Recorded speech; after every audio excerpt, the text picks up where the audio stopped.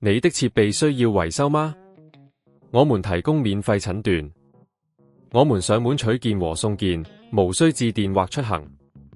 維修前先發送報價，你確認後才繼續。簡單、透明、專業。連結在簡介裏。喺呢段教學中，我哋將會介紹點樣檢查同修復 PS5 嘅 HDMI 端口問題。首先，你需要準備好一部 PS5 主機、一條 HDMI 線同一個顯示器或者電視，確保所有設備都已經完全關機，然後將 PS5 主機擺喺一個平穩嘅地方。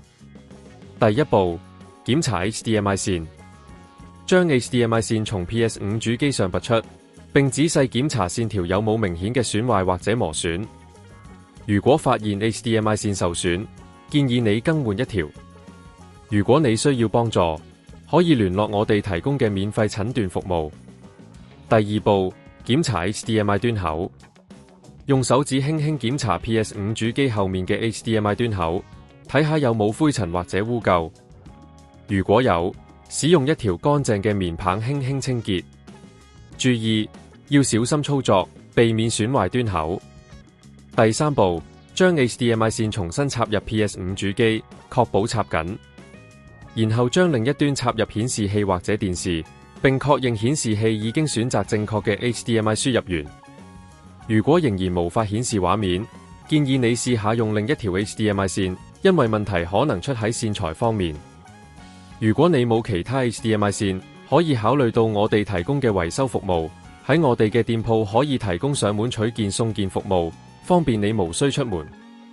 另外，如果你覺得自己無法解決問題，唔好擔心，我哋提供維修前報價服務，讓你可以清楚了解維修嘅成本。只需聯絡我哋，提供相關資料，我哋會盡快回覆。最後，重啟 PS5 主機，睇下問題是否解決。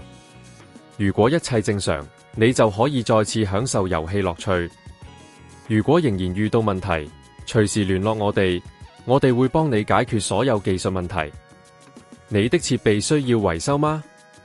我們提供免費診斷，我們上門取件和送件，無需致電或出行。維修前先發送報價，你確認後才繼續。簡單、透明、專業。連結在簡介裏。